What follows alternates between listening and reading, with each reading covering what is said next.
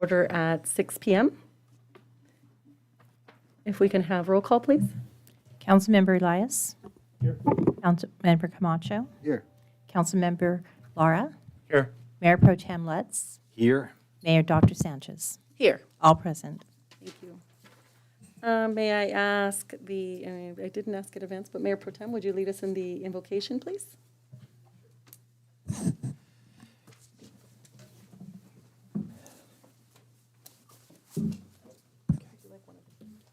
Sure. Thank you. We gather together here today with intent on doing good work. We seek to represent fairly and well those who have given us this task, the residents of Pico Rivera. May our efforts be blessed with insight, guided by understanding and wisdom. We seek to serve with respect for all residents, and may our personal faiths give us strength to act honestly and well in all matters before us for the city of Pico Rivera. Amen. Amen. Councilmember Lara, can you lead us in the flag salute, please? Yes, it would be a privilege. Everyone, please turn, face the flag, place your right hand over your heart, and repeat after me. I pledge allegiance to the flag of the United States of America and to the republic for which it stands, one nation, under God, indivisible, with liberty and justice for all. Thank you.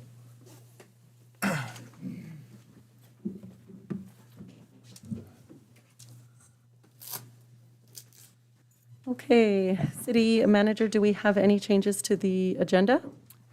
None, Mayor. Okay, the first item on our agenda is a public hearing. Thank you very much, Madam Mayor, members of the City Council. At this time, it's appropriate for the mayor to open the public hearing for the item of freeway agreement with Caltrans for SB 1605 Beverly Boulevard Interchange Improvement Project.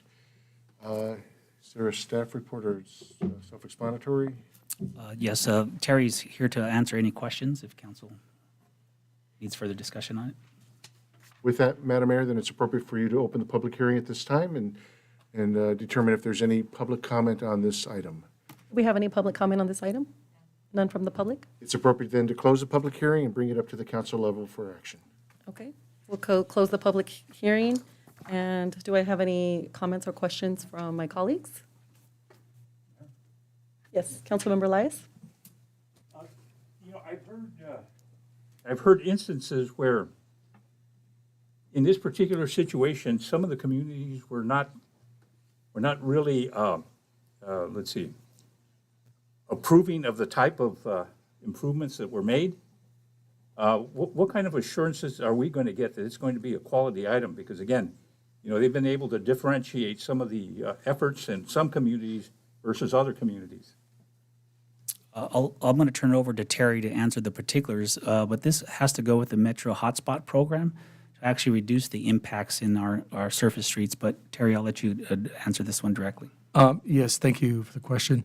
Madam Mayor and members of the City Council, the city staff has been working with both Metro and Caltrans for several years on the actual configuration of this proposed interchange modifications. And so from a staff level, from a technical level, we have had input and been able to give guidance into what we as a city would like. And we're satisfied that the technical design of this interchange improvement will benefit the city, and we think it's a good design. So when you ask how we've had that input, we have been participating in this project to this point. Thank you. Thank you. Other comments or questions? Yes. Director Rodriguez, to sum up this, are we going from a roundabout freeway entrance to a straight on-ramp entrance? Yes, in fact, it's what they would call it at Caltrans is we're going from what's really a partial clover leaf to more of a diamond configuration. And what it'll do for the community in particular is it'll allow a southbound 605 to a westbound Beverly movement, which you cannot do that at this time. And it'll allow that movement. And it'll also take out some of the merging action that happens on Beverly from these partial clover leaves and turn it into a signalized intersection, which is a safer configuration. Thank you. Any other comments, questions? None? Motion is so moved as recommended. Okay, we have a motion, a second. I second. Okay, all in favor, say aye. Aye. Aye. Thank you. Motion's unanimous. Next, we move on to public comments. I would like to also read our instructions for this. Currently, due to our conditions with, there's a statement here, which I'm looking for.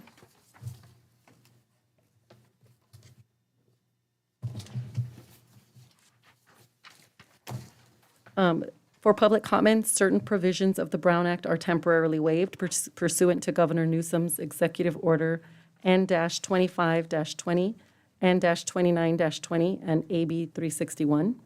In interest of public health and safety, city council meetings are temporarily closed to the public until further notice. However, public comments may be sent via email, which we have received some, and some individuals may be calling in via Zoom today. So clerk, do we have anybody who would wish to speak? Thank you. If you can bring in the first speaker. First speaker we have is Lauren Talbot. Good evening, Honorable Mayor and members of the City Council. My name is Lauren Talbot, and I am the Community Library Manager at Pico Rivera Library and Rivera Library. I have some library updates to share. Take-home COVID-19 PCR test kits are available outside the Pico Rivera Library Monday, Wednesdays, Thursdays, and Fridays from 10 a.m. to 5 p.m. and on Tuesdays from 12 p.m. to 7 p.m. These are free to all LA County residents, and you will receive your test results in 24 to 48 hours. Story time for children ages 3 to 5 and their parents will resume next week at Pico Rivera Library, beginning on Friday, March 4th at 11 a.m., and registrations will open up this Friday at 11 a.m. Both libraries will be closed on Thursday, March 10th for staff training day. Thank you. Thank you. Do we have another speaker? One more. Next speaker, Edna Jimenez. Hi, good evening, Honorable Mayor and Council members. My name is Edna Jimenez. I'm with Arellano Associates, attending tonight on behalf of LA Metro. We're the outreach consultant for Metro's East Side Transit Corridor Phase 2 project, which is also known as the extension of the L line, or also known as Gold Line. As you know, Metro has been studying a possible extension of the existing Metro L line from its current terminus at Atlantic, Pomona, in East LA into the city of Whittier. Metro is getting closer to the expected release of the draft environmental impact report sometime by the summer of this year. So in preparation for that release, Metro has been conducting community meetings to ensure that we raise project awareness in the communities, and there is some stakeholder involvement. We last attended in Pico Rivera at your community event for the Halloween festival. So I just wanted to go ahead and provide you an update that we will be having some community meetings in the coming weeks, kicking off on March 9th. These public meetings will be virtual through Zoom and will feature project and station design updates specific to each of the cities or communities, which I will indicate shortly. I know it's a lot of information, so I will try to get through this as quickly as I can. All of these meetings, it will be starting at 6 p.m. with all the virtual meetings. If anyone needs support with Zoom, if anyone has limited Wi-Fi or technical issues, we will be featuring a mobile tech van. This van will actually have individual laptop stations that will feature the Zoom meeting with staff available to support with technology and questions. One of them that will be held at the Pico Rivera Senior Center. So the city has been gracious enough to allow us to use the parking lot over at the Senior Center. So thank you for that. The first meeting will be on Wednesday, March 9th. That will focus or be specific to the community of East LA with the tech ban location at Atlantic Avenue Park. The second meeting will be focused on the cities of Commerce and Montebello, which will be on Thursday, March 10th, with a tech ban location at Commerce City parking lot. The meeting for Pico Rivera, Santa Fe Springs, and the Los Nietos community will be on March 16. And again, I mentioned that it will be at the Pico Rivera Senior Center. And then the last meeting will focus on the city of Whittier with a tech ban location at Whittier Uptown Senior Center on Thursday, March 17th. So all this information is featured on Metro's website. So again, I do realize it's a lot of information. So I encourage that if anyone has any questions, you please contact our project helpline at 213-922-3012. And again, you can also access the website at metro.net/Eastside Phase 2. And I thank you for this time, and I look forward to having the Pico Rivera community join the meetings and stay informed. Thank you. Thank you. Thank you, Edna. We have no other speakers. We did receive one written correspondence from Mr. Jose Sanchez regarding the 605 Freeway Beverly Interchange. And all of us have received that email. Thank you. Next on our agenda item, we go to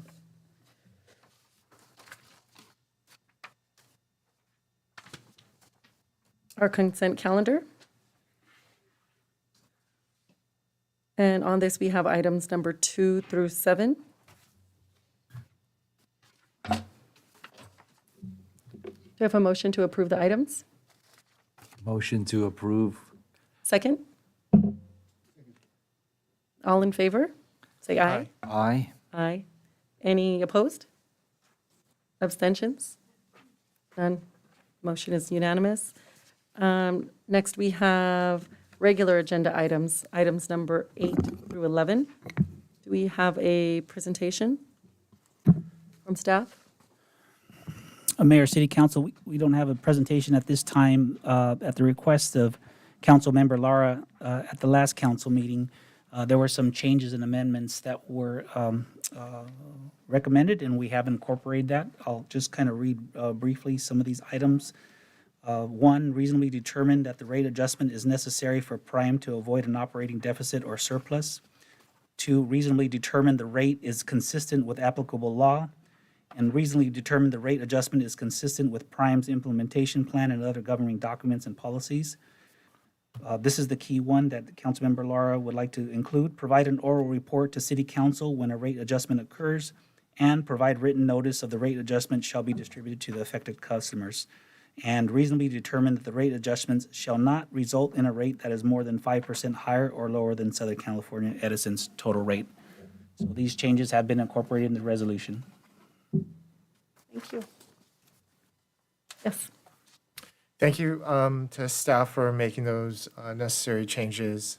I had spoke up at the last meeting, and I'm glad that it reflects great transparency on part of the city to ensure residents are not only getting the best rate, but that we're able to voice any type of rate increases and that all the applicable parties are notified in a timely manner. Having said that, I'd like to actually look at Prime a little bit more closely in regards to the CCA. I think there are some things regarding renewable energy and battery-powered storage that I'd like to take a look at. Having said that, I think it would be appropriate to create a Prime/infrastructure ad hoc committee. And if anyone else would feel free to voice their either dissent or consent regarding such an item. If I may, Mayor. Yes. First, I want to motion to approve this item, but I'd love to partake in this ad hoc committee if you can Okay. put it together in regards to Prime. I've been around it for some time. Wonderful. Thank you. I'll second the original motion. Thank you. Great. We have a first and a second. For these items, should we vote, point of clarification, one by one? Yes? Or all of them? Well, I have some feedback in terms of ad hoc committees regarding the Veterans Commission as well. Councilmember Elias and I have been working on this issue for about a year now, I think, or more. And so I would like to also propose an ad hoc where we can continue to hammer out the details of the commission. And then also, Mayor Pro Tem has been working as part of the Safety Committee, which relates to, I believe, the criminal and misdemeanor issues. So if we can extend the Public Safety Committee with Mayor Pro Tem and Councilmember Lara? Just a point of order. Sure. Would it be more appropriate to close out item 8? Sure. and then move You want to vote on that item one first? 9, and then maybe, because I don't see each an one by item one? for a discussion of the ad hoc committees on here. Yeah. So that would be something that would have to be brought back at the next city council. Well, item number 9 says, a recommendation number 1, discuss the format for the ad hoc committee to consider. For the Veterans Commission. So I would agree that let's vote on this item. Each item, one by one. And Okay, the item that's before us regarding the item 8.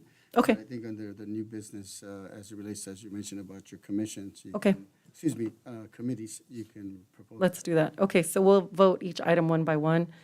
We have a motion and a second for item number 8 only.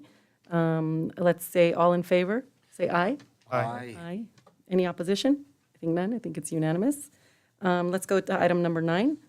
And the recommendation is to discuss the format of the commission for the ad hoc committee to discuss, which I will work on that with Councilmember Elias, if that's okay. And agreeable with my colleagues.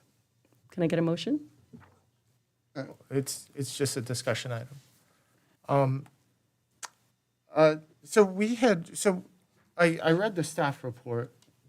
We had agreed on creating a Veterans Commission, correct?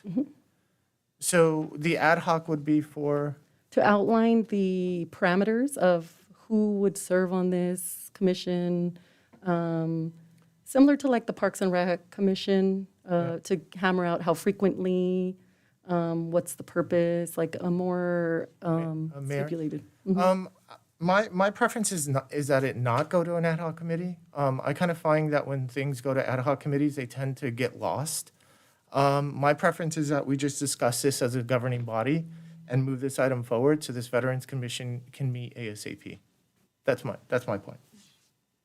If I may, Mayor, I would only comment on, we need to move this forward, no doubt. We got to, I think though the proper next steps is to build the scope, as you mentioned, Mayor, to build the scope with Councilmember Elias as to what the commission will consist in, which pretty much will mirror probably the other commissions, right? But I think just having developed that scope would be, I think, appropriate moving forward, because we're already approving it, right? We're moving it. We have already approved it, right?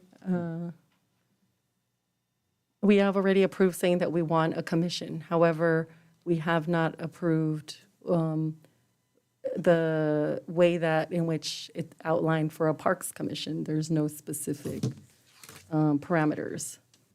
So the ad hoc would be ourselves, and we could certainly bring it back maybe even by the next The next meeting. meeting, right? For approval. Yeah.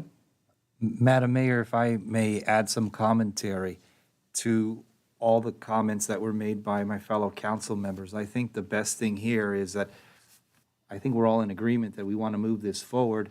And if I may modify your motion, and the modified motion would be to approve an ad hoc committee for the veterans, and in addition, simultaneously approve the Veterans Commission simultaneously. So now we're actually moving forward with the commission based on the details created by the ad hoc. So both are moving forward. And if I may have a second on that. Sure, that it would Just be a the point first of order. motion. We can't make any type of motions like that because this is just strictly a discussion item. We could give direction. You could give direction, but you can't make a motion so that there's a vote.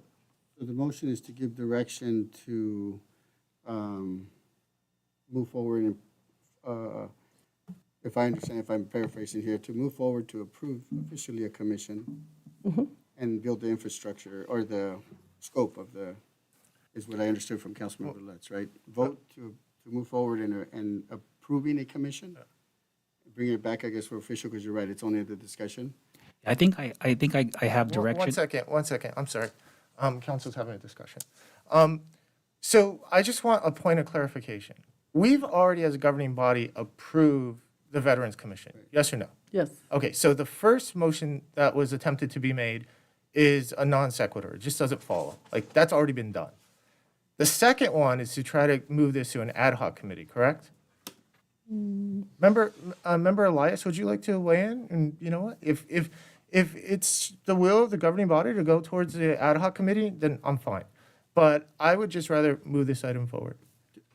To your, if I may, Mayor, Councilmember Camacho? just for the point of clarification, you are correct.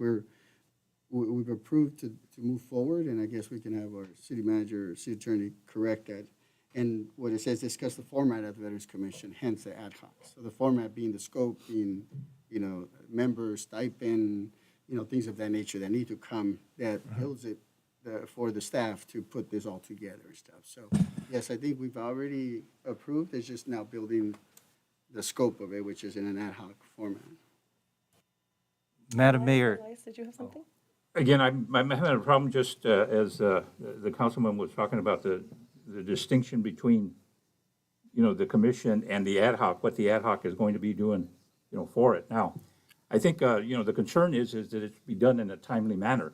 So if we can, if we can have a schedule that we're going to be able to fill it, because the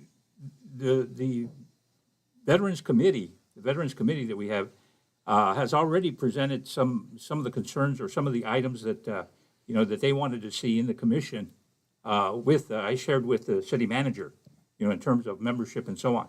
So, we have a group of people that are ready, to talk about it. So I think, again, it would be the timing, to get this, hopefully if we got this, Councilman, do I see?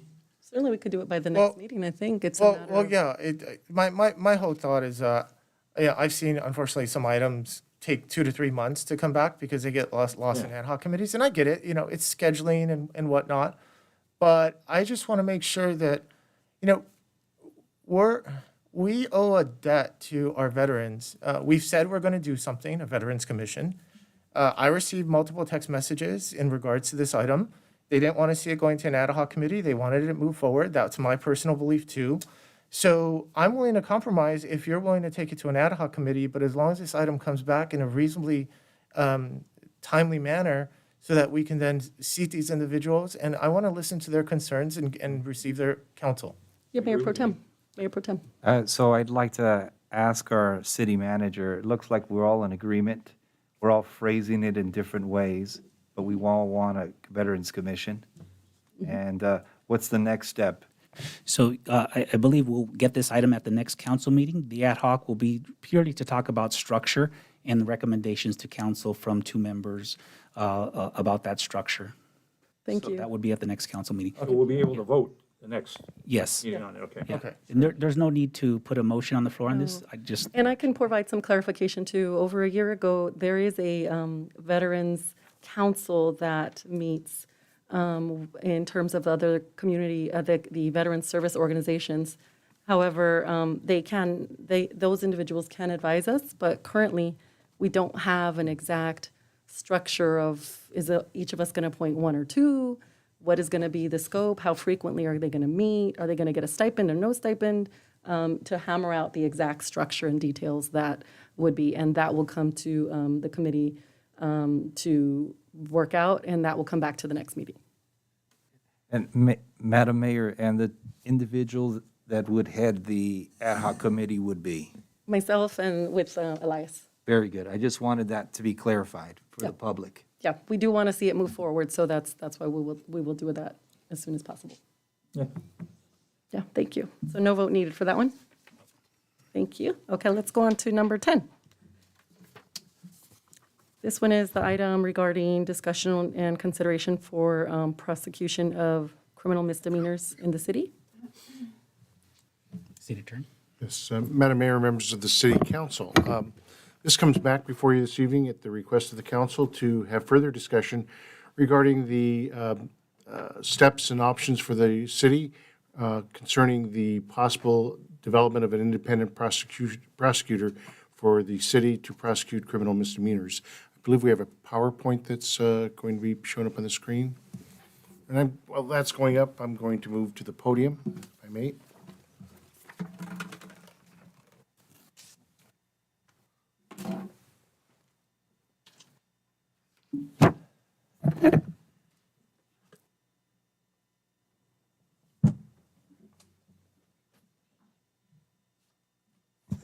Yes, Madam Mayor, members of the council. At the last meeting, we provided you information regarding the law and the steps required for the council to consider evaluating criminal prosecution of misdemeanors by a separate and independent city prosecutor other than the current situation, which is being handled by the district attorney's office. Next panel, please.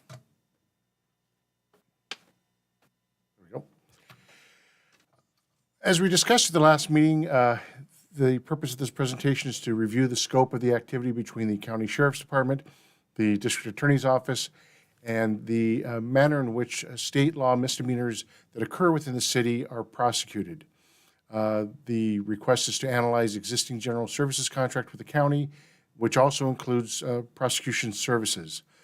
The District Attorney's Office, pursuant to that contract, serves as the prosecutor for all, of course, all felonies, but also all misdemeanor crimes that occur within the city of Pico Rivera. Under consideration, which we will discuss later, is whether or not there is a need to send a letter or a request to send a letter seeking the transfer of the authority from the district attorney to a city prosecutor to prosecute state law misdemeanors. And if that was to be accomplished, that would either be accomplished by a separate city prosecutor office or by engaging in a contract with another city that has an existing prosecutorial authority for such services. As we mentioned at the last meeting, the city attorney's office serves as a city prosecutor for local municipal code violations, which include cannabis activities, the regulation of entertainment within the cities, firework matters and social host violations, smoke shop prohibitions, and also oversized vehicle parking matters. However, the violations of penal code violations currently rest with the LA County District Attorney's Office.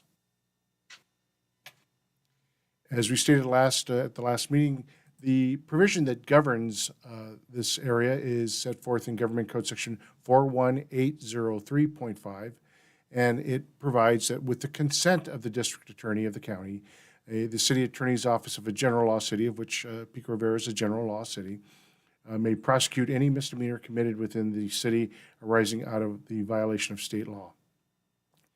Should the city seek to have the state misdemeanors transferred from the DA's office to the city, that requires consent and concurrence from the district attorney. As also indicated, there is a significant fiscal impact that goes along with such a transition. There is again, the district attorney office currently provides that prosecutorial services at no cost pursuant to the agreement with the county and the city. The example that was provided is the city of Hermosa Beach serves as their own city prosecutor. They are currently engaged in conversations with the city of Manhattan Beach, and I'll talk about that in just a moment. And the cost for Hermosa Beach to serve, for the city of Redondo Beach to serve as the Hermosa Beach prosecutor is at a value of $200,000 per year. What are the next steps? And maybe one step back. Since the last meeting, I've had conversations with the city attorney for the city of Whittier. It was indicated that the city of Whittier is currently exploring the possibility of seeking to transition prosecutorial services from the DA's office to the city. I should note that the city of Whittier is a charter city. However, the city of Whittier does not have within its charter the definition or the provision of their own city prosecutor. So like Pico Rivera, the city of Whittier, even though they are a charter city, would be required to obtain the county district attorney's consents to have that transition occur. In speaking with Mr. Jones, who is the city attorney for Whittier, who I've known for many years, he has indicated to me that they have made outreach to the DA's office, and there does not seem to be any interest by the district attorney's office to allow for such transfer. I also reached out to the city of Manhattan Beach's city attorney, Mr. Barlow, who I've also known for a number of years, and did not get a return call from Mr. Barlow. So, but as I also am aware from my further research, they have submitted a correspondence to the DA's office to try and obtain consent. It does not appear that, quite candidly, that if we, the city of Pico Rivera, seeks to have the district attorney's office agree to that transfer, that there is probably little likelihood that the district attorney's office will agree to that. The other conversation I had with the city attorney for the city of Whittier was the discussion about possible alternative legislation or other ways in which to lobby, if you will, the county board of supervisors. There is some conversation taking place with the police chiefs of LA County to try and seek legislation in Sacramento that might adjust what we currently see as the restriction on the district attorney's consent for the transfer of prosecutorial authority. But that's down the line. So what we need is to have the continued council dialogue of whether the council wishes to seek further steps on the local prosecution of criminal misdemeanors rather than have the district attorney's office engage in that activity. Second is to consider whether or not to send a letter to the DA's office requesting that transition, and then if that is agreed upon, then there would have to be either the selection of developing the city's own city prosecutor, which comes at a cost, or to contract with another city for such services. I should indicate that within the jurisdiction, within our local jurisdictions, there is not a city or municipality that has its own city prosecutor, with the exception of the city of Pasadena, and they prosecute solely the city of Pasadena misdemeanor crimes within their jurisdiction. So my office is happy to address any questions the council may have and or bring it back up to the council level for further dialogue and direction. Thank you very much. Any questions, comments? Yes. The case or the situations, the violations that you've outlined here, that they really are not going to impact what the problem is, with what we're finding with, with home break-ins and, just the release of, are those going to be the only ones that we're restricted to if we do it as a body right now? Mayor and council, home break-ins or burglaries or even auto burglaries, those all fall into the category of felony crimes. Those would still stay with the district attorney's office. Those items such as trespass, graffiti, top of my head, disturbing the peace, battery, anything that is a state law criminal misdemeanor would be transferred from the DA's office over to the city prosecutor's office. But the felonies would remain with the district attorney's office. Now, the second item is that, as a mayor, I got involved with a few conversations when they started talking about chartering the city there. And, what is your opinion in terms of us, just looking at it from a short range? Sure. Mayor and council, over the course of my career, I've represented cities that are charter cities and actually been involved in the, whether they be the charter revision process or charter development process. It it can be done. The city of Downey is a charter city, but also the city of Downey, within their charter, does not have a city prosecutor definition. The city of Whittier, as I mentioned, is a charter. Long Beach is a charter city, but they do have their own city prosecutor. And Pasadena does have, which is a charter city, also does have its own city prosecutor. So to answer the question, that is always an option. And within the activity of trying to have a charter adopted, there are a series of steps, including having a charter development committee. Usually you have residents that participate in that, and they would define what the charter is. There are pretty much most charters look very similar in nature, but there are differences depending on the jurisdiction. And do you see us benefiting much more from a charter situation? Councilmember, the answer to that is yes. Those that have charters can define certain areas of the law that are governed by the charter. General law cities, which again involve a number of our communities, local communities, are governed by state law. We are preempted by the rules that are defined within the government code and other areas of state law. But there are certainly advantages of becoming a charter city, yes. Thank you. Comments? Yes. Thank you for doing the research, City Attorney Glassman. I've been in conversations with the City of Whittier, different officials there, and also City of Santa Fe Springs, and they've expressed interest in forming a coalition similar to a JPA. Did the city manager reach out to you? Yes, from Whittier. Thank you. Yeah, he was going to reach out to you and express interest on their end on potentially working with the city. So, my recommendation is going to be that we take a step back and that we look around and we see who our partners are. And, you're stronger when you're united with multiple cities rather than just one city. And I'm not going to let the idea that the city, the district, the DA has to sign off deter me at all, right? Because then you wouldn't have had civil rights legislation, right? If people would have said, well, we're always just going to sit in the back of the bus. That's the way it is. No, but you remain persistent.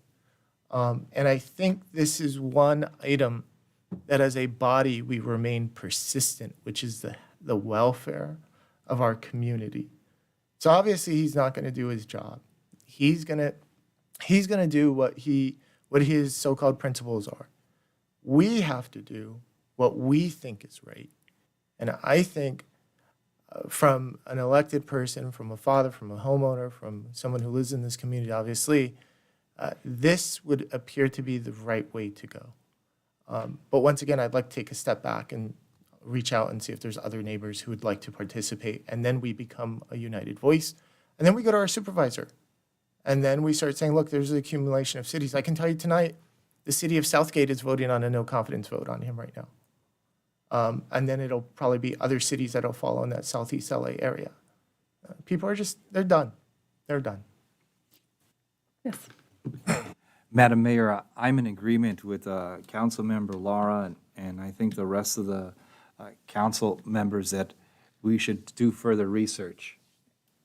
I think it would be wise to see what the scenarios would be and know exactly at the next council meeting when we do come up and follow up with these items, see the total amount of misdemeanors, which ones are categorized under this, and what we would charge them with and what would be the consequences. I'd like to pan that out from initial step to final step. And being the chair of the Public Safety Committee, I'd like to follow through with doing some research at the same time while the rest of the council is doing research and interacting with other cities. And when we come back, I think we'll have a lot more data collected. And we can make a decision and strike when we need to, if we need to. Is that a motion to put this under your Public Safety Committee? I'd like to do that. You can invite other cities, neighboring cities as well, to participate in the ad hoc. I think that would be a good suggestion. But with all due respect, this is an item that I've brought before the governing body. I mean, each one of us is autonomous, but yet we work as a body. You I'd certainly- like to be part of that ad hoc committee so that we make sure that we move this forward. If that's Yeah. okay. That is something that I was going to continue Yep. to explain, so that would be a good add to the ad hoc committee for this particular item. Do we need a vote on that? I would second that. Okay. That sounds good. I agree, let's move forward. Yep, okay. Sounds like we have consensus, so that's great. Madam Mayor? Yes. Just one point, and the city clerk made that very apparent there, is the ad hoc situation is that it has to be very specific in terms of task and a deadline. So that's what you're talking about right there? Yes. Okay. And this fits, this is task-based. The task would be the actual prosecutor from the city of Pico Rivera, and how that would pan out. Okay, thank you. Let's move on to item number 11. Further review and direction regarding possible changes to the city's code of ethics. Yes. Yeah. We'll give you some time.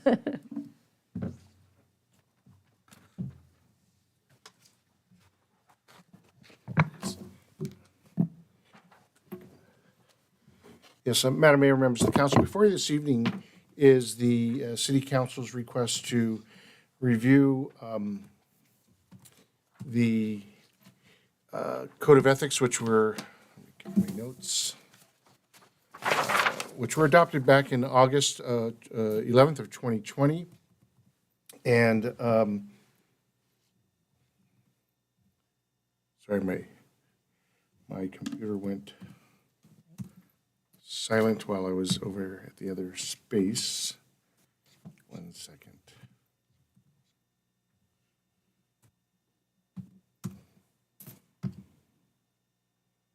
Okay.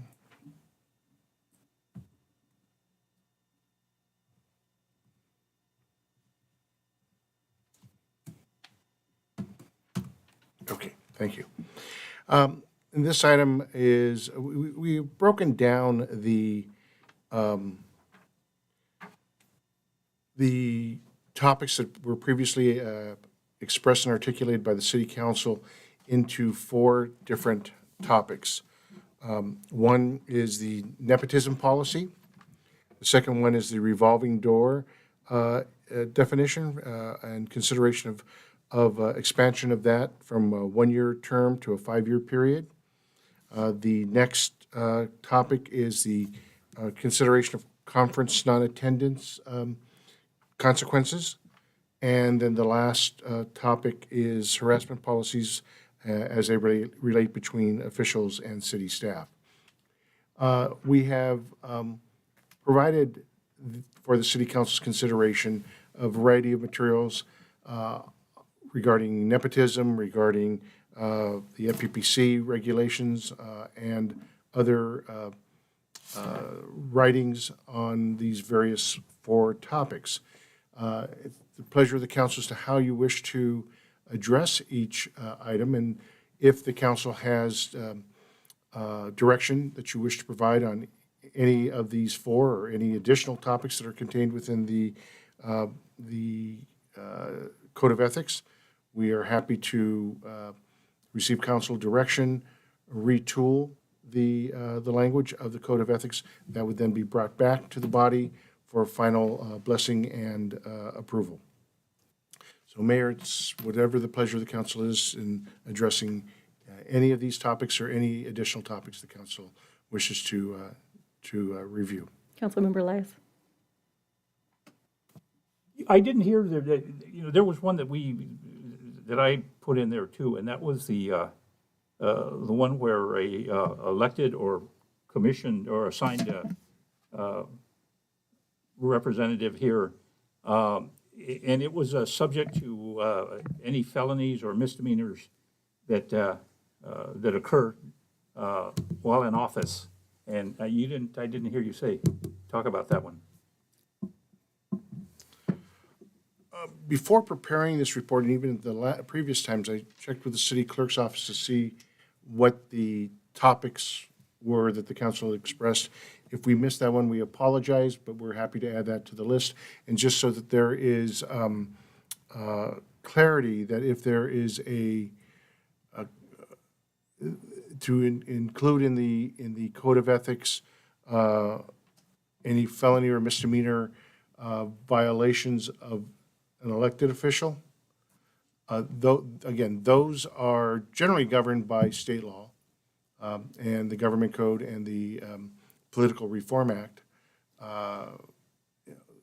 The ability of a local jurisdiction, especially a general law city, to remove a member of its body for crimes that are not defined within the government code or the Political Reform Act. From my view, that would be difficult to add, but again, I'm here and staff is here to address any of the council's concerns. So Well, it's my we can add understanding that that to it's the pretty list. clear in terms of felonies are concerned, but in terms of misdemeanors, the clause that I wanted to place in there was that they would be treated as potential violations of the Code of Ethics.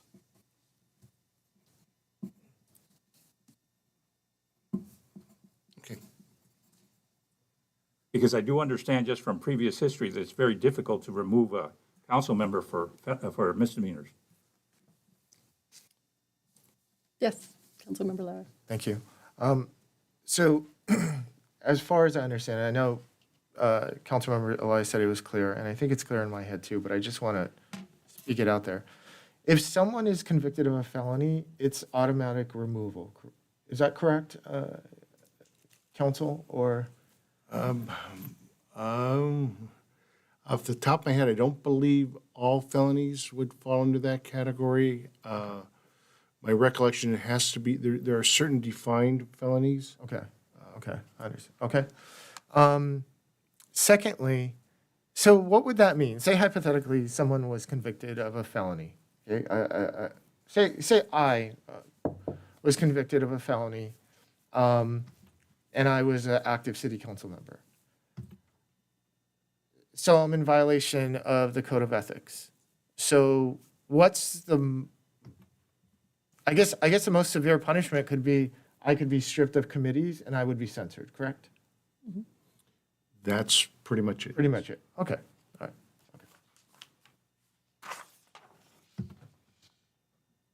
Yes.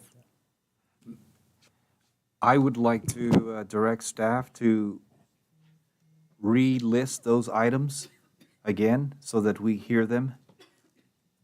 And if everyone's in agreement, I'd like to just add those all into our list of Code of Ethics and bring it back to the next meeting and hear the new revised list. Yes, if you can provide a printed copy as well for each of us to review prior to. As I understand the request is to identify the 4 topics at hand and then the 5 with Councilmember Elias's request. Topic number 1 is the nepotism policy, and we circulated a number of samples of policies from other jurisdictions. It would be helpful if there are some that the council feels jumps out at you as being, this is really what we want for our city. The second one is the revolving door from 1 year to 5 years. If we can receive direction, if that's what the council wishes to see in the revised Code of Ethics provisions. The next topic was the conference for if a council member signs up for a conference and either attends but doesn't go to the sessions or doesn't attend, and there has been the expenditure of public funds for the registration and other cost of intending to attend the conference, what would be the repercussion of that? The next one is the harassment policies, and to define a process of how claims of harassment are in fact handled. Specifically, we also provided provision from the League of California Cities, an article that was crafted by a different city attorney. But the text of that article does provide some helpful guidance on how to address those issues. And then the last one is the consideration of potential violations of code of ethics when there are certain misdemeanor crimes that have occurred. And I'm actually trying to pull up to see my research on what felonies might trigger off removal from office. Councilmember Lara. That's fine. I mean, you can get back to us with that, city attorney. You don't have to do that research right now. I just want to kind of talk about just a few of these things that I don't necessarily agree with. I don't agree with the social media policy, just because there's already certain policies from the Brown Act that we have to abide by. Like, for example, if you, Mayor, were to issue a post tonight on talking about the meeting and how great it was and how things that we got accomplished, I can't like that post because it would be a Brown Act violation potentially. Going beyond that, I'm concerned about freedom of speech. I'm concerned about potential censorship on that part of the council. If I don't like what someone posts, even if they post something negative about me and it's another council member, they have that right. As much as I probably don't like it, they have that right. Maybe others might think differently on here. Also, there was one on the going to meetings, going to a conference. And one, if you didn't attend the conference or if you didn't go to every single talk at the conference, you could violate the code of ethics. I think that's a bit much. I think, if someone tells me that they had a family emergency and they couldn't go to their conference despite the fact that they signed up and that the city spent money on registration fees and hotel fees, so on and so forth. But if that council member says, I couldn't show up because something came up, well, I'm going to have to believe them, as another person. Or, how do we enforce attending every single lecture? Do I have to carry on a little card and get a stamp, or initial from the speaker? It gets a bit silly, in my opinion. It can get a little bit silly. I get the intent. I think the intent is well-meaning, and this is the intent that I take away from that. These taxpayers are paying for us to go to these lectures and participate and learn something so that we're better elected officials and we bring back better ideas for this community. I get that. But, making sure that everyone went to every single lecture, that's just a bit much for me. I think we issue our reports according to AB 1234. Thank you. And I think that's sufficient to demonstrate that we were there. And I look forward on these items coming back to the next meeting because I kind of want to think about them a little bit. Councilmember Camacho. Thank you, Mayor. And I just think, and listening to my colleagues as to the clarification of what we're trying to accomplish here, I think it's and I would agree with you, Councilman Lada, is you have to be honest with yourself and honest with the community that you're attending and you're truly going and learning from these conferences. I think if there's an emergency and it happens, and it has happened, that I think it's definitely excusable. I think it's more that when there's a deliberate understanding that you cannot attend and not do or call and let people know. I think it's just more to keeping us on track and everything. But with that in mind, I would recommend, I think this is even just reading on each one of them and the guidance that is being asked for. I think this is at the stage that it should go back to an ad hoc committee to just define and finish all of these out, maybe the Public Safety Committee with the mayor or whatnot, and just go through all this. If there's anything missing, it needs to clarify kind of what was mentioned about the harassment and the steps, procedures. I think there's a lot still to define and bring us a draft so we can, a final draft, so we can now determine sentence by sentence, word by word, this is appropriate, and then with the blessing of our city attorney that as we write this up has all the technical jargon and legal jargon that is appropriate. And I think That would be my recommendation at this step with this code of ethics. I think we should include all of them, discuss all of them, and as a body, determine which ones we should move forward with. Councilmember Elias. The problem with I have with the ad hoc situation, again, it's only 2 representatives in there. Originally, I had thought that the council was going to take a look at the new provisions, provide us a copy of all those revisions so that we could take a look and vote on them, as on an itemized basis there. I really don't see the need for an ad hoc situation because, again, you know what I'm hearing? I'm hearing ad hoc, and all I'm seeing are just delays in terms of things that, we need right now. We need right now that we need to address. So, I thought, again, that we were going to get those items and presented by the city council, by the attorney here, and we were going to vote up or down on each item. No, if I may, I think certainly the code of ethics could be a living document, something that we visit every year. Things might come up that we didn't think about.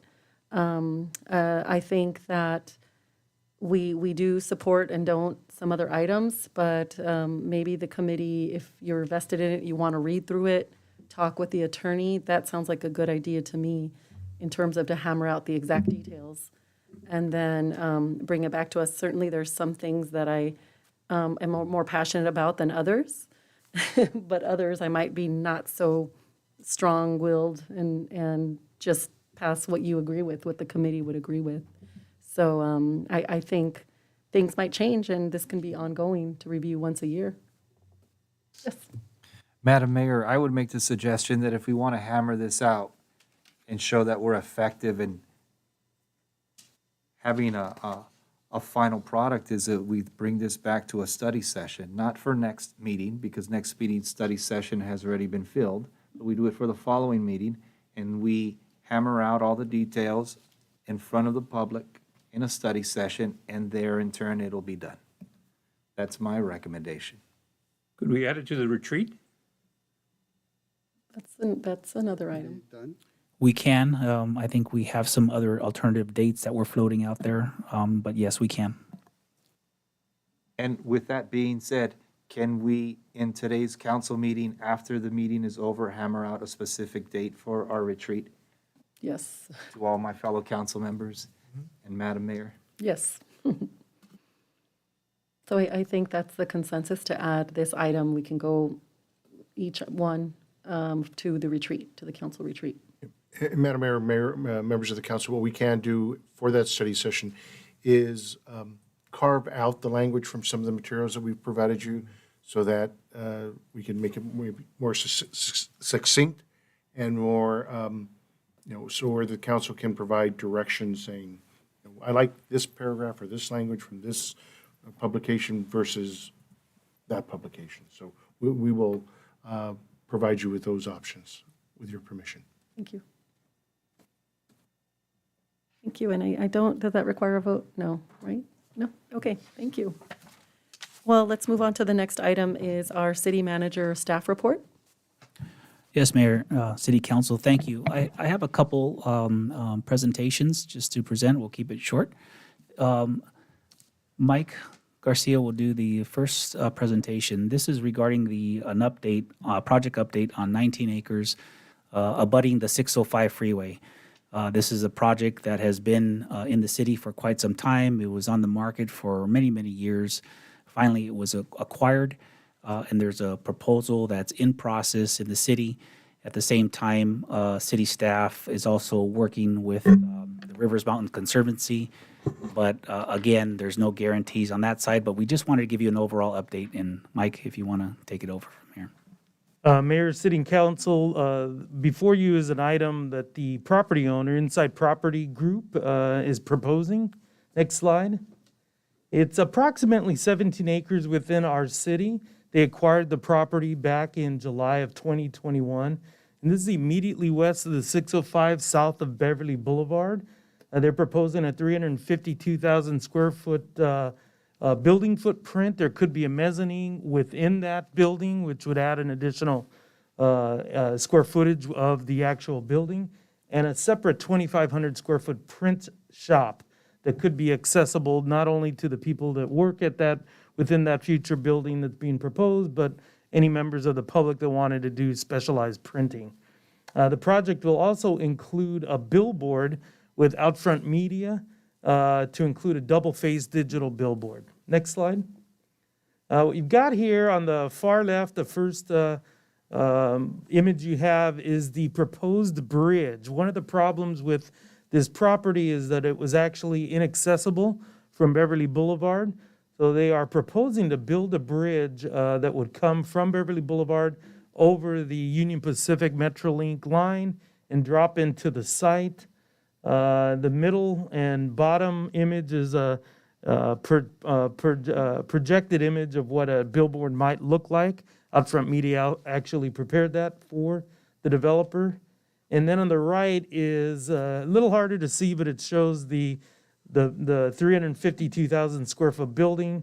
There's 54 docks. They're proposing a substantial building that could be for manufacturer, could be for fulfillment. They're not certain what the use or tenant might be at this point. Next slide. Now, the reason for the bridge, as I had mentioned, was that this property was inaccessible before the 605 freeway was built. The property actually went from Pioneer Boulevard, used to be called Girardo at that time street, go all the way over to the rail line. So when the 605 came in, it actually created, it bisected and bifurcated this into different parcels. So it's been inaccessible and sat undeveloped for many years. Next slide. This is what the developer, the property owner, is proposing. A bridge on the left would be the view that you would see coming in off Beverly Boulevard. And then the one in the bottom middle is the view you would be seeing as you're entering the site. And so they're providing a beautiful exterior for this warehouse building they're proposing. Next slide. Here are different views from the northerly view from the south of the building and direct an aerial view in a southeasterly direction above Beverly Boulevard looking southeasterly from the site. Next slide. Now, some of the things that would be in front of the Planning Commission and then for consideration by the City Council at some point as well would be the changing of the public facility. This used to be a rail line that used to drop down off of the Union Pacific. And so the public facility zoning would need to be changed to industrial plan development. That's the map on the left. The top right, you've got a widening of Beverly Boulevard, which would create a deceleration lane for the trucks that would be coming into this site. And that's at the top right. And then in the bottom, something the Public Works, in addition to considering that deceleration lane, is how all of these intersections would work. So you've got the three existing intersections at Saginaw River Parkway, Abbeywood Avenue, and Pioneer on the far right. And they're proposing an intersection for trucks that would come over the railroad tracks at the newly formed bridge right where the Southern California Edison driveway meets Beverly Boulevard. And then you see a new intersection that would be coming in with the new Caltrans on-off ramps for Beverly Boulevard. And so I just wanted to provide a quick update on the project. They have a full application in front of Planning, Building, and Public Works right now, and we are reviewing the merits of that application. And so if there are any questions or anything that you'd like to go into greater detail, happy to. Councilmember Elias. The last thing we need is another warehouse. We have a situation right now where we have buildings that are 45,000 square feet and 5 cars in the parking lot. Our property is much too valuable, okay, to provide another warehouse. Okay, so I don't see how we can even consider it with property being so valuable park space being cut so much, and we put a warehouse in there. If you take a look at the last census, the mileage that a resident takes to get to a job is increasing. That's not good. Okay, that's not good. We have a situation where we have to start building wealth in our community so then we can do the things that we want to. And warehouses do not build wealth unless they're selling items online and they look like an Amazon, okay? Thank you, Councilmember. We hear your concerns. This is just the proposal that the property owner is presenting for Planning Commission's consideration, and then if it's approved by a Planning Commission, then it would go to City Council. Any comments, questions? Yes. Thank you, Madam Mayor. When I was elected to the city council in 2020, I made sure that the decisions that I would make with my fellow council members would be for the best possible future of our residents. At this point, I know that the Planning Commission and our city council ultimately have to say whether to approve a simple warehouse that really doesn't generate any revenue that would be distributed amongst our residents over time. It really wouldn't benefit our residents. It would only benefit the property owner of the warehouse. So I ask that my council and I ask that the Planning Commission pay attention to this project and know of their ability to approve or disapprove a simple warehouse that, if you look at the pros and cons for the long-term future of our community, the cons outweigh the pros. Now let's look at the ability to actually have a new ownership purchase that property from the existing ownership, and then in turn that property could be turned into open park space. We're talking about 17 acres. Now that's not a guaranteed opportunity, but I would like for staff to explore that and explore that with our state government to see if we could actually acquire that property for our residents, to have 17 acres of open park space to alleviate that 50% reduction in park and open space that we're losing because of the Whittier Dam Whittier Dam project. Now, ultimately, my vision would be, but of course it's my vision, is to actually have single-family residents there, of new residents. Now, if you have new residents, you have students going into our school district, right? And that's enriching our school district. You have property sales tax that's coming into the coffers of the city, which would then be distributed amongst our residents. Potential prime electricity revenue. Time we have a comment from our city attorney. Yes. Yeah, no, just, I'll City go ahead and make the comment. We wanted to brief council on this. I would basically, I think the city attorney would agree if we could just wait on certain comments, because they will be coming before you, and we don't want to seem like we're prejudiced on the item. So that's the only comment I have. Sure, great, thank you for that. I just wanna, City attorney has a comment as well. Well, and Madam Mayor, we'll let the Mayor Pro Tem conclude his remarks, and I do agree wholeheartedly with the city manager. I think this is intended to provide information, but to actually, well, there's two issues. One, it's not on the agenda, so we can't really go into too much detail on the conversation of this item. It's under city manager staff reports. But secondly is we run the risk if the council expresses a view positively or negatively on the proposed project, if it gets to your level in terms of you serve as judges at that point in time, and to articulate your views in favor or against a certain project before it actually gets to your level. I would caution the council to avoid that. So we'll let the Mayor Pro Tem continue his comments, and then we may want to bring closure to the conversation, Mayor. Okay. great, thank you. I think the direction that I'm going with is, I think that everybody heard me loud and clear. There's alternatives that should be addressed, and I want everybody to be informed on those alternatives, and don't let another warehouse come into our neighborhood if we have the ability to do otherwise. Thank you. Thank you.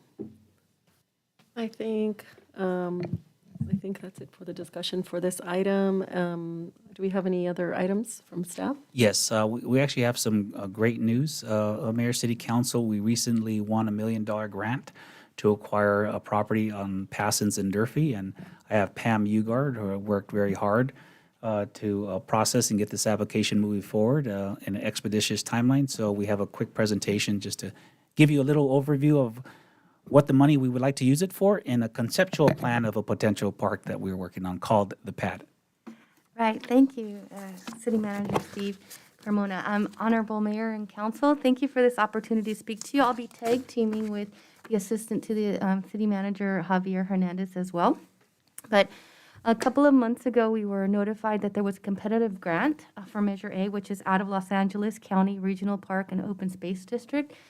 And I came to the department head team and said, is there a piece of land in town that we could purchase? Is there something that we can go after? And we looked at several properties. Gabe, if you could go to the next slide, thank you.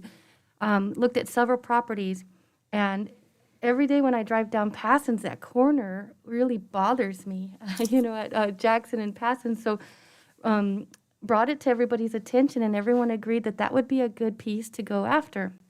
So we reached out to the city of Montebello, and they said if we did get the grant opportunity that they would sell it to us. So we did community outreach at the corner. We did community outreach at several special events, and the neighbors are so excited. The apartment to just adjacent off of Jackson was so excited because there's nowhere for them to, there's no green space. The other issue too is at that corner, because it's a bus depot, there is so much noise pollution. The hydraulic brakes, the air brakes are constant. The noise is constant at that corner, so the residents were really excited about an opportunity, even just to make it a passive park.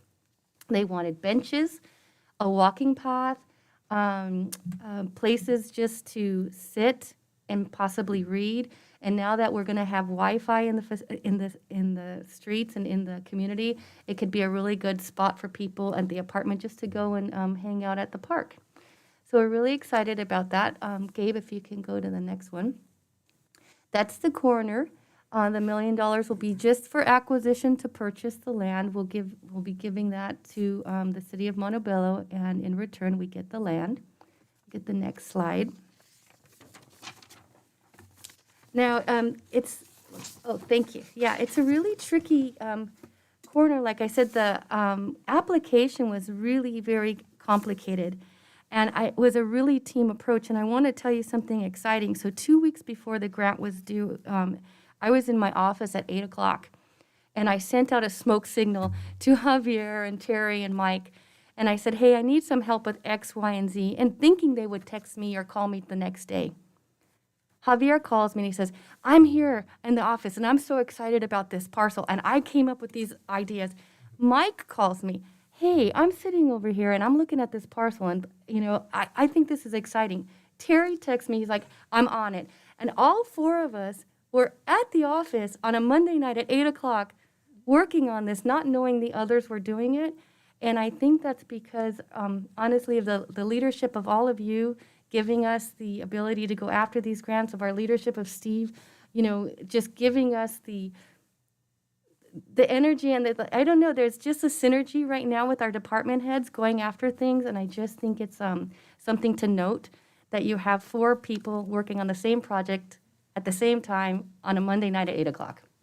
Anyway, maybe we need better something else to do, right? But anyway, I think that's why we won this. I think because there was so much energy put towards it. So if you can go to the next slide. It's an acre of land. Of course, it's a bus depot right now. We will not displace the bus stop. The bus stop is going to be part of this whole design, and that Javier will talk to you about, and it will become a park in perpetuity. There is also a lot of people that I just want to put a shout out to: Rudy Alvarado, Kylie Torres, Letty Reyes, Robert Moreno, Natalie Glasman, Gabe Castoreno, and the whole media team who also were pivotal in making this grant a success. And the next slide. So this is where I'm going to pass it off to Javier to kind of show the potential of what could happen at that corner. Thank you very much, Director Ugar. Honorable Mayor, members of the City Council, it's a pleasure, as always. As our director had mentioned, this is a very unique and exciting opportunity for us here in the city of Pico Rivera to transform a corner lot in a very strategic location within the Whittier Boulevard corridor and surrounding area. About a year and a half ago, the council established the Economic Development Ad Hoc Committee that prioritized 5 particular corridors in our community for revitalization. Whittier Boulevard, of course, being our historic corridor, was one of those, which elevated to a very high-level priority.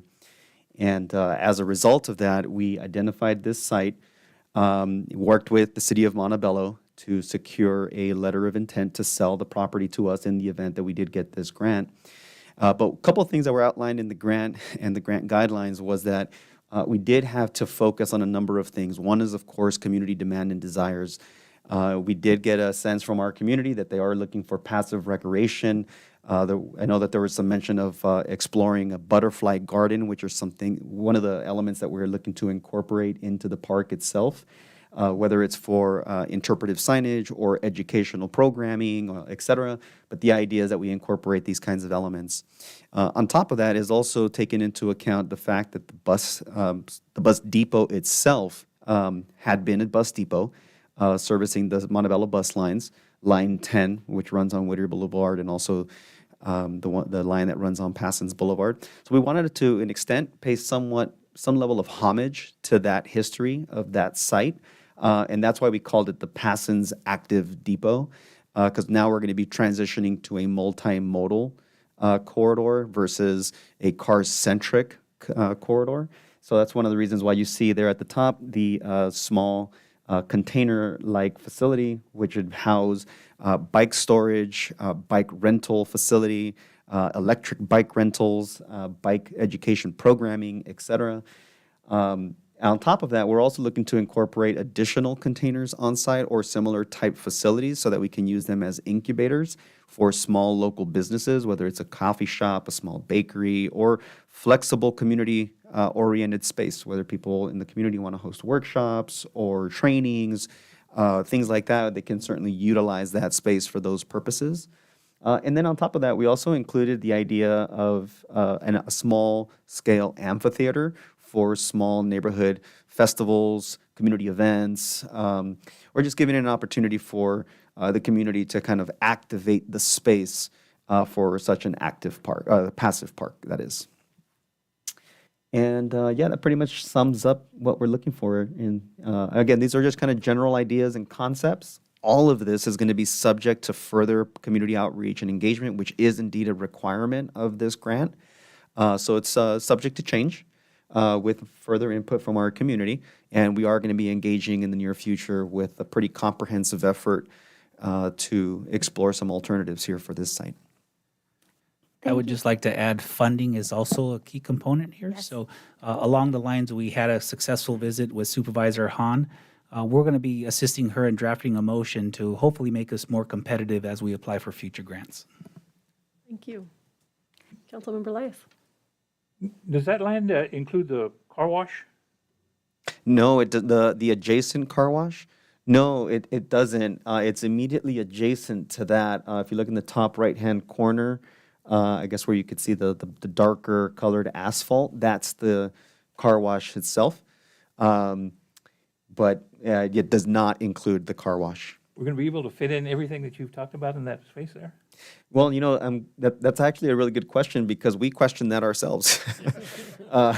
If you go to the next couple slides here, it actually shows you a conceptual rendering of what it could look like if we were to incorporate these various elements. Next slide, Next David. slide, please.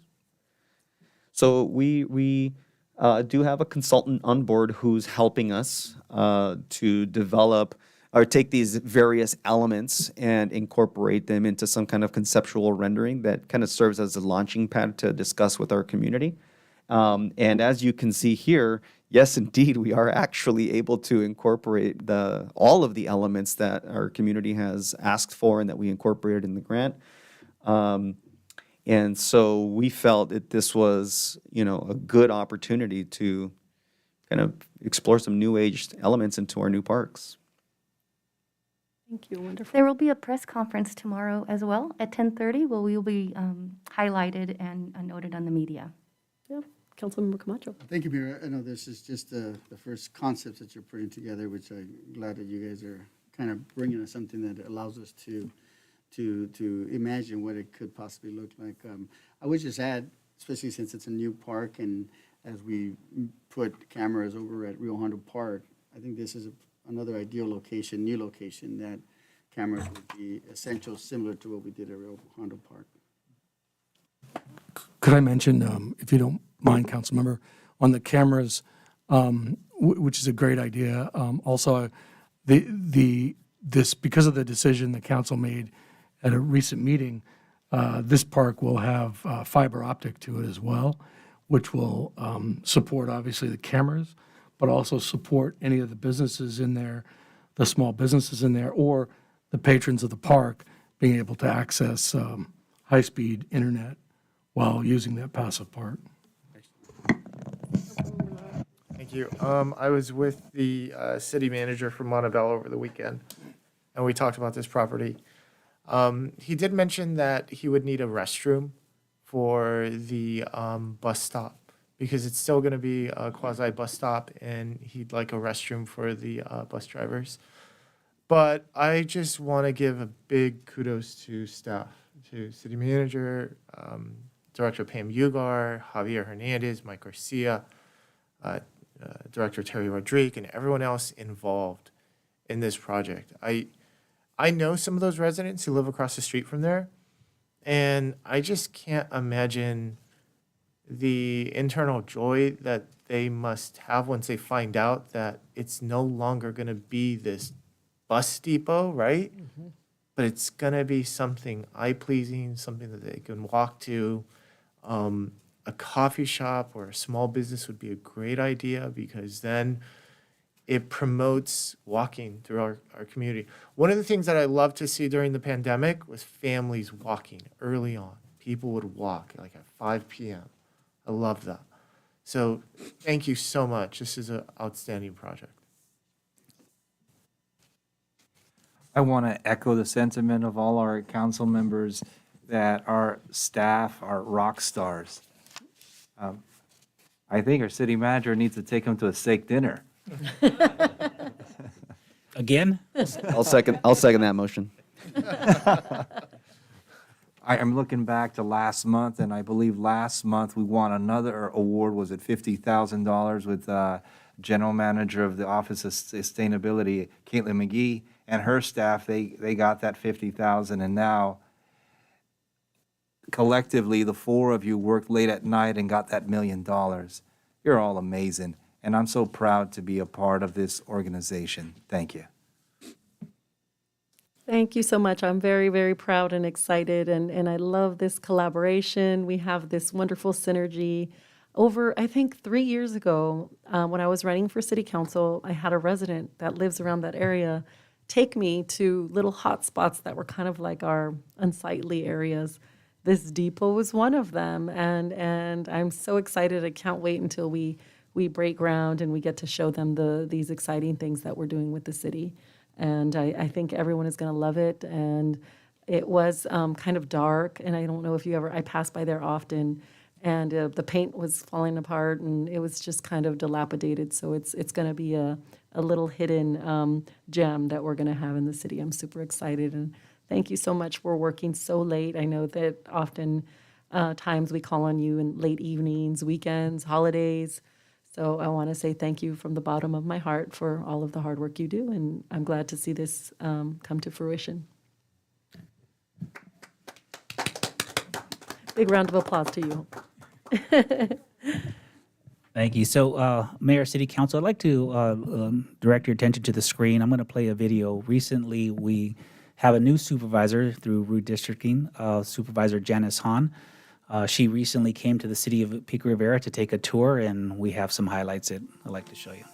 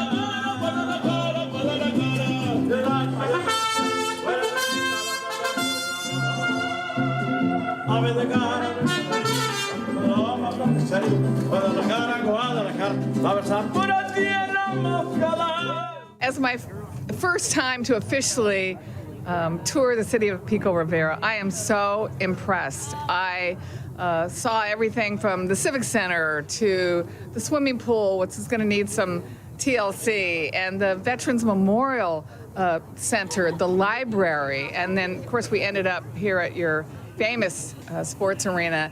I have been impressed by the vision of this city council, of your city manager in planning a city that I know in the future will attract even more development and economic development, which will really help Pico Rivera prosper in the future. What a great city. I've had a great welcome. I've had the mariachis. They even had a horse for me to mount briefly. So I'll never forget this day.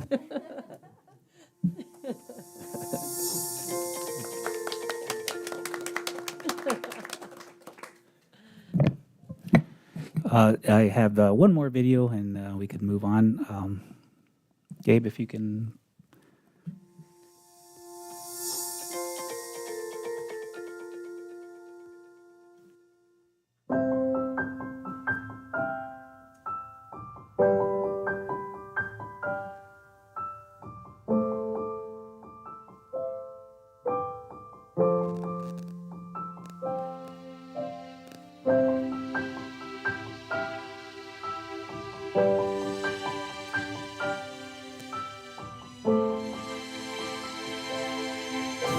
Head south on Kilgary Avenue, then turn left onto Rivera Road.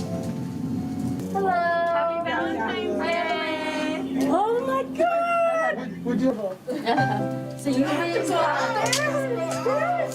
been given a Valentine's Day gram, and it'll say who it's from on the card.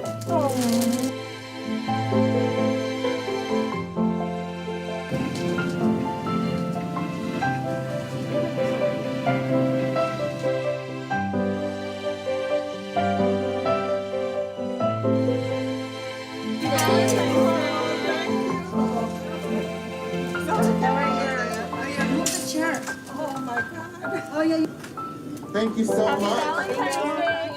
Thank you. At the light, turn right onto Passons Boulevard. So you've been sent a Valentine's Day gram. Oh, nice. And it'll say who it's from in the card. 1, 2, 3.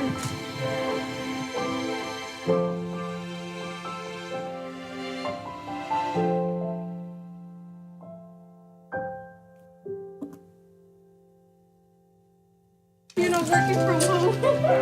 And that's embarrassing. Okay, so this is for you. And this is the card, and it'll show you who it's from. Okay.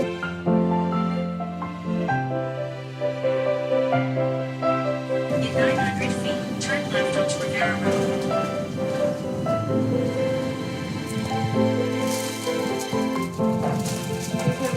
Valentine's Day grams. In the card, it'll say who's from.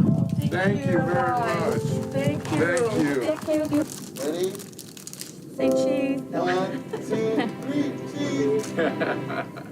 Awesome. All right, Thank you. Happy Valentine's Day. Thank you very much.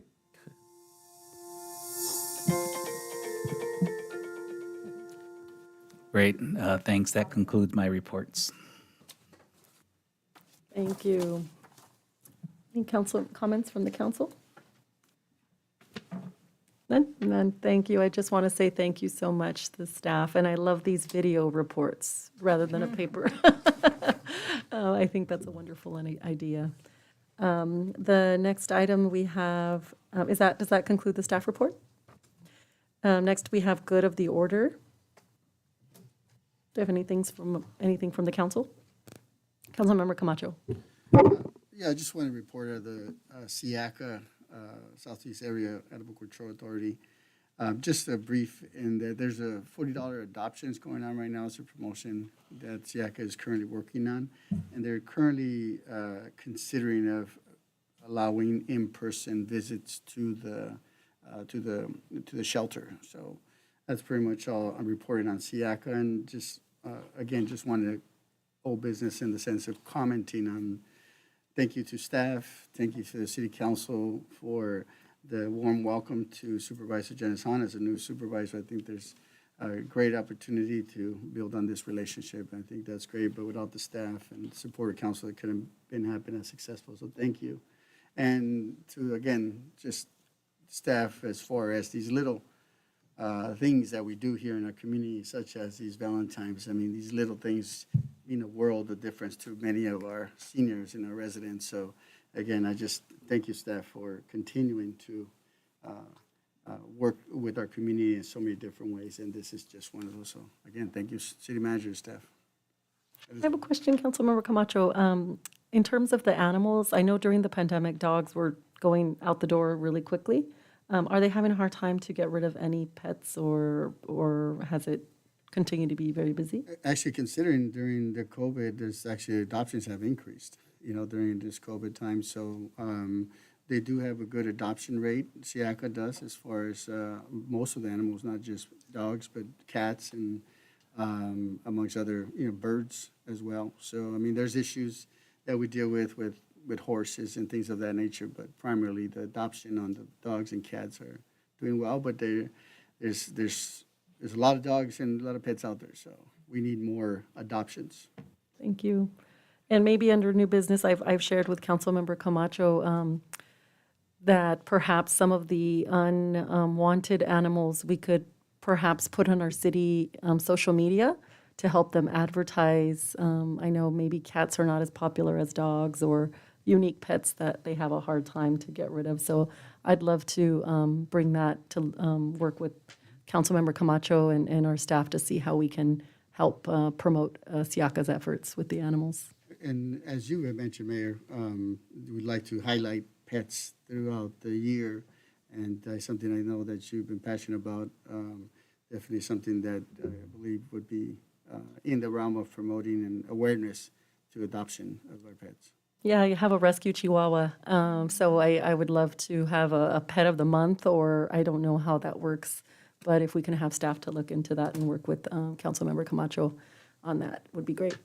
No need to go invest money on expensive breed. There's a lot of dogs out there that are great dogs, or pets in general, that can be adopted. And I have one myself, so just let's rescue some more pets.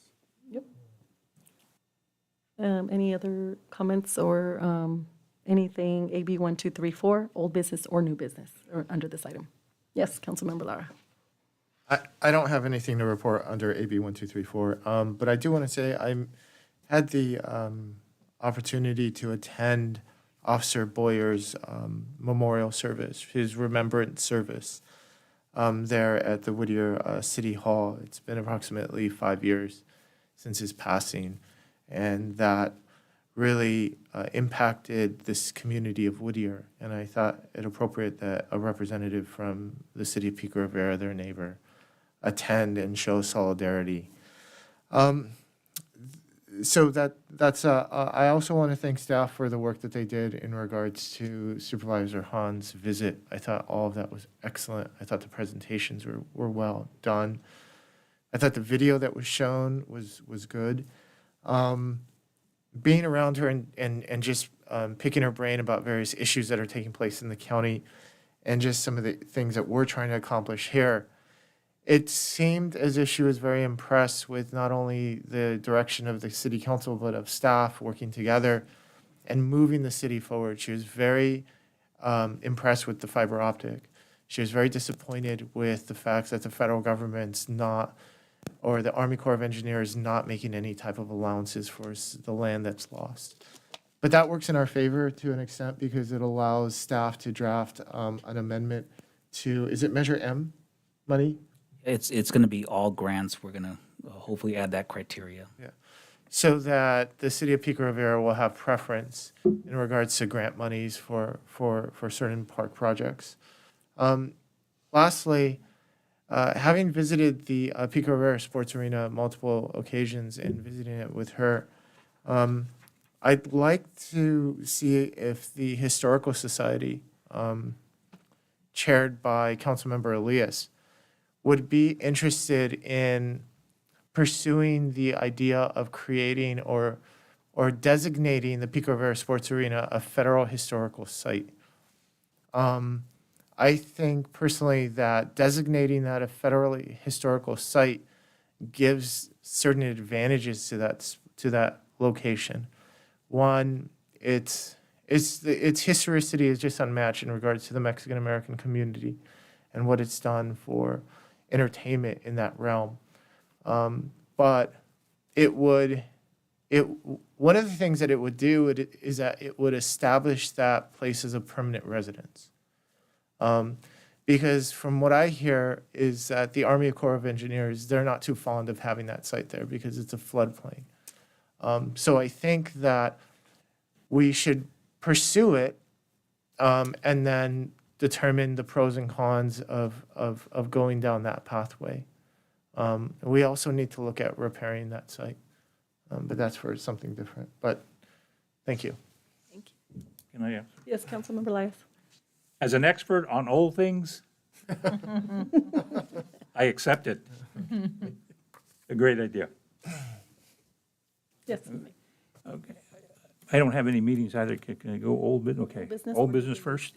Let's see, I wanted to direct this to the ad hoc committee on the delays on the resolutions. What is occurring here? Are we going to get it on the agenda or what? Well, at the last city council meeting, I asked that we have already met, our work has already been done. As far as I'm concerned, Councilmember Lutz, that committee should be dissolved because we've done our work and we've passed it on to city staff. If I remember correctly, at the last city council meeting, I asked that those items come back on the city agenda. I received a second for those items to come back. They're not back. I don't know why. And that's all I can tell you. Can you give us an answer? I believe we're bringing it back at the next council meeting. The other item that I wanted to, is that last meeting, we agendized by home property owners protection resolution. That was supposed to be agendized also. Where does that stand? Yeah, I think we have staff researching that, and again, we'll be bringing that back as well. Okay.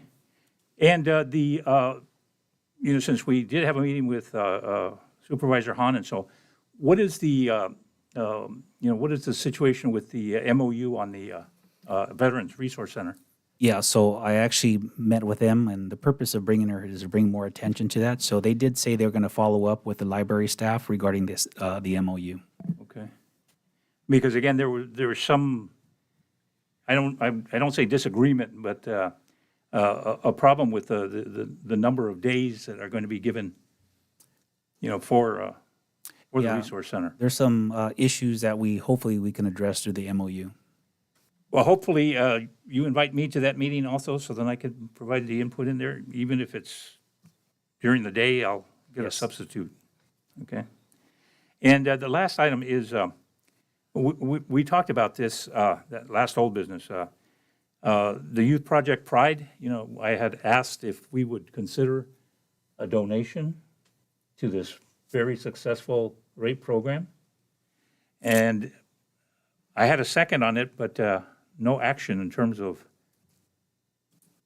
if we can offer a contribution.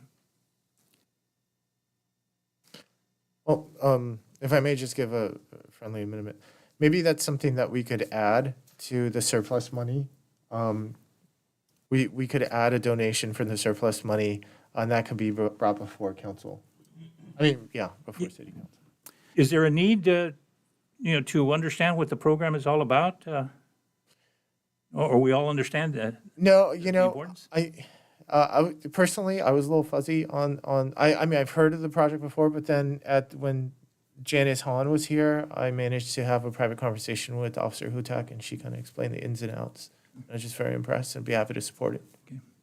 Could we have a presentation maybe at a future meeting by one of the deputies that oversees that to share some of the projects and?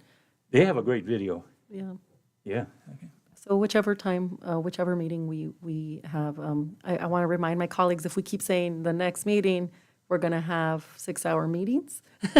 So I'll leave it for the captain to work out with our city manager to see which meeting would be appropriate prior to if we're going to add it to the list of items for our surplus funds. Yeah. Now, the new business. I don't know if you remember, but a couple of years ago, before the pandemic occurred, I had asked if we could provide some recognition to a very important high school in the city of Pico Rivera, and that's the Armenian Mesrobian High School that was at that time celebrating 55 years, in the community. Now, they are an outstanding example of an educational institution. Their students work with El Rancho, the El Rancho Teen Court, and so on. They have great students, great faculty, and just a wonderful neighbor. So I'm hoping that since we had to postpone or whatever the situation is that if we could take that time, to honor them. And I don't know if I need a second on that, but I would sure. No? Okay. The other item is, Madam Mayor, with your permission, I would like to request of our city council an assignment that would require more than an hour to complete. So I asked my colleagues if they agree with the need for such an assignment to provide a second so that the request can be executed in a timely manner. Council, at no time in our city's history is the need for us to show accountability, transparency, and professionalism. We have millions of dollars badly needed by our residents that can be diverted to other cities as a result of a scandal of any kind. There is very much a potential for such a scandal if we do not mitigate the absence of an accepted and approved procedures for addressing grievances, potential criminal actions, and violations of our code of ethics. I ask that our city council to prepare a set of policies and procedures with the approval of council to structurally and fairly deal with these complaints. Since my platform will continue to be anti-corruption, accountability, and transparency, I offer the complaints lodged against me as the test case for the new policies and procedures going forward. Will I need a second to get that assignment?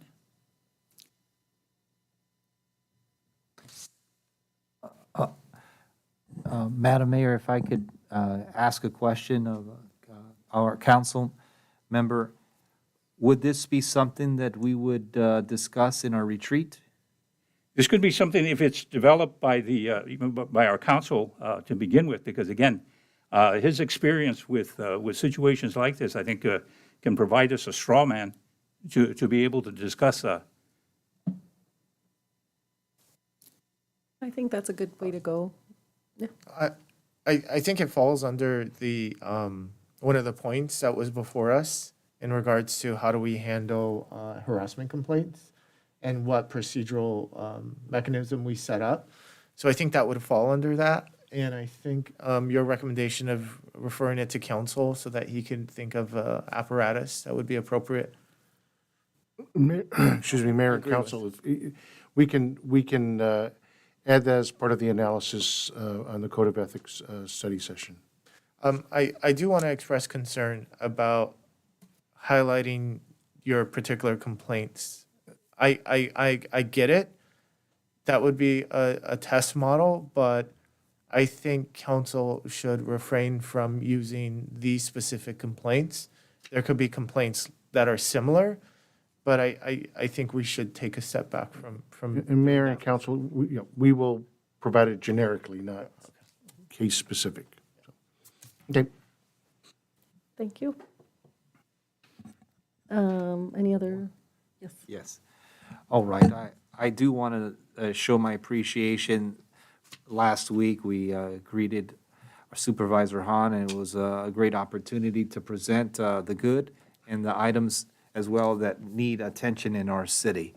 So we, as a collective body, greeted Supervisor Hahn, and that was a special treat for us. And when it comes down to old business, I had mentioned in the previous meeting that we're really focused on improving our city. We're really focused on beautifying our city. And, you know, there is attention that's needed for our medians and other areas. And I wanted to ask of Madam Mayor if we can create a beautification ad hoc committee so we can focus on projects over the next 6 months, specifically medians. And I know this was an item that Councilmember Laura, as well as the rest of the council, feel that is somewhat of a priority looking into the future. And if you wanted to co-chair that beautification ad hoc committee with the blessing of Madam Mayor, I'd like to get that started. I think that's in alignment with what I'm going to talk about under new business, so I don't know that that requires a vote or a second? No? Okay. Yeah. Mayor, just one more item. I'm sorry, it's the small things sometimes. Throughout this whole council meeting, I've been wrestling with this chair. Sometimes it takes a degree in engineering to figure out how the levers work. Throughout the whole meeting, I've been in the recline position, but I just managed to get it upright. I say that because I know every single one person in here has had that once in their life. So therefore, may I get a second that we spend some surplus money on new chairs in the city council from our surplus money? May I please get a second if there's another council member? I'll second that. Thank you. Can I add that we fixed these microphones too, and It's part of a proposal that Yes. we are going to discuss in the future, but yes, the chairs can come sooner. I think a complete reconstruction of the city council chambers is out of the question. I'm not in favor of that, but I think the little things make, and if I may just, Mayor, if I could just add, you know, this is not the best location for the screen. There's a major glare here. At one point, we had put a screen there to block these lights that reflect there. I don't know what got removed. But can you guys maybe work on something that allows us to have it better? In addition, the plastic barriers now, the plexiglass blocks us, so we have to actually move back to see the screen. Anyways, but I know we're going now. Yes, that's another item, but Point well that's to be taken. I got continued in balcony the and surplus stuff in funds my conversation. That Work budget's study session. growing. It's okay. Sorry, Mayor. No, that's on the conversation with the surplus study session, so that will be continued during that session. I wanted to mention that I too was able to participate and loved meeting Janice Hahn, our supervisor, briefly. Thank you to the staff for all of the hard work that you do to make that happen. Unfortunately, I wasn't able to attend the Valentine's Day event, but I think all of us love our seniors. A lot of the senior events are during the day, and I don't know if people realize it, but we do, all of us have full-time jobs as a nurse, teacher, educator. And so if we don't make it, it doesn't mean that we don't love you either, but we send our staff because that's their full-time job. And so I want to say happy Valentine's Day to all the seniors that got the Valentine gifts as well. I wanted to bring up in new business, we do need to bring back the ad hocs. And I do have a list of, we've discussed this in some of our items. I would like to continue and extend our community services ad hoc. Councilmember Letts and I have been working on ongoing community service issues. So that one we'd like to continue. In addition, the public safety ad hoc with Councilmember Letts and Lara being on that committee. We have issues regarding the DA, safety issues with our sheriffs, any issue that arises. Again, remember, these are task-based, so as the issue comes up, you can have the meeting, and once the business is done, they can be dissolved or extended if we have ongoing issues. The veterans ad hoc with Councilmember Elias and I. In addition, a parks and open spaces ad hoc with Councilmember Laura and Camacho. They've been, I know, working with the El Rancho Unified School District. And then in addition, a community beautification ad hoc, which Councilmember Letts proposed as well with Councilmember Laura. And earlier you brought up a prime ad hoc with Councilmember Laura and Councilmember Camacho. So I have a list of those 6 ad hocs. If we could bring that back to the next meeting to, I don't know if it'll need formal approval, but that's the list that I have for, yes. Just a small amendment, prime/infrastructure. Prime/infrastructure. So those are the 6 that we have to start for the year. I'm sorry, I'd like to renew the health and wellness. There's still, I think that's something that should be a fixture, or at least something I'd like to be a part of while I'm here on the council. If it's not me, another member, that's fine, but I think that's a space that should continue to be developed. Councilman, I think you have to add the conversation that we had with Supervisor Hahn on your idea there. Oh, yeah, we talked about an ambassador program for public health. She liked that idea. I'm still putting together a meeting with several elected officials throughout the Southeast LA region regarding this, but. So that would go under your health and wellness ad hoc? She liked it a lot. And who else was on that committee with you? Was there another council member or just you? No, it was just mainly me. Okay. I'd be happy to take anybody who'd like to be a permanent fixture or just a passerby. I'm always open for Would you it. take me? Sure, yeah. Okay. Thank you. So that's 7 committees that we have for the year for our ad hoc committees. Remember, they should be task-based, so it's not just having a standing meeting to have a meeting. There's something that you're working on to accomplish.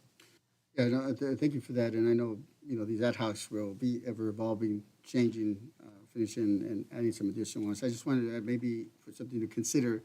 I know there's a citywide beautification approach to what we can do. I know that specific to the medians, I've been working with the council on that. And just recently, we actually started working with Councilmember Lara on Whittier Boulevard, Beverly Boulevard, and San Diego Parkway. So maybe if you consider creating just a median ad hoc between Lara and myself, and then a beautification. Well, that's the Community Beautification Committee, and then the Parks and Open Spaces with you and Councilmember Lara, which could Which would include include the those medians? medians. Okay, Yeah, understood. All right. open spaces. That's good. So would you determine what is your topic to cover? Thank you. It's not too specific to medians either. It could encompass something else. Okay, so we have 7. You guys have a lot of work to do. Okay, and I think that is it for our good of the order. We have no closed session items tonight. So with that, I move to adjourn. Before 8?